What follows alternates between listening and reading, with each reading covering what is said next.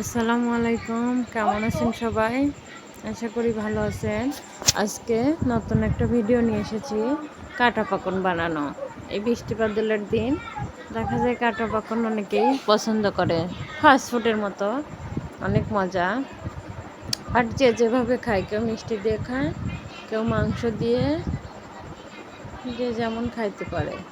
তবে যে আমি গরম পানি করে আটা দিয়ে দিছি, আটাটা হয়ে গেলে হাতে মেখে আটা রেখে দেব। আসলে চালের আটা তো শক্ত শক্ত হয়।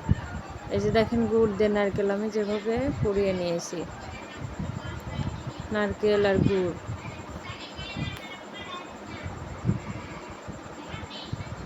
এই যে নারকেল আর গুড়, এর সাথে তিলও দিয়েছি, হাতে মাখিয়ে তারপরে চুলায় দিয়ে যে নাড়াচাড়া করছি।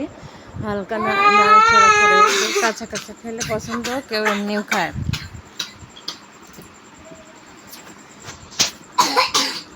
পরে যে আটাগুলো রেখে দিছি, এখন একটু একটু করে লেচি বানিয়ে নেব রুটি দিয়ে, বড় বড় করে বেলে। পরে আমার যতটুকু সম্ভব ততটুকু নিয়ে নিয়ে বানাবো। যে বানিয়ে যে তেলের মধ্যে দিয়ে দেব। ভাজা হয়ে গেলে, বাদামি কালার হয়ে গেলে ভাজা হয়ে যাবে, আর তখন খাওয়ার মজা অন্যরকম।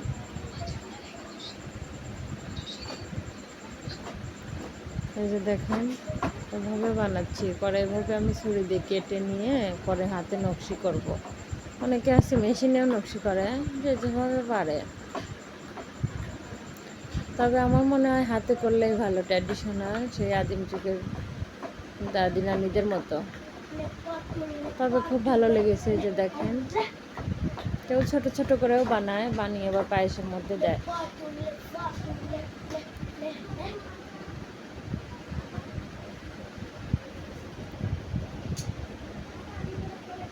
এই যে তেলে ভাজা শেষ, এখন খাওয়ার পালা।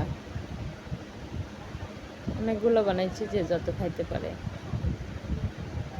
সবাইকে ধন্যবাদ, টাটা, আল্লাহ হাফেজ।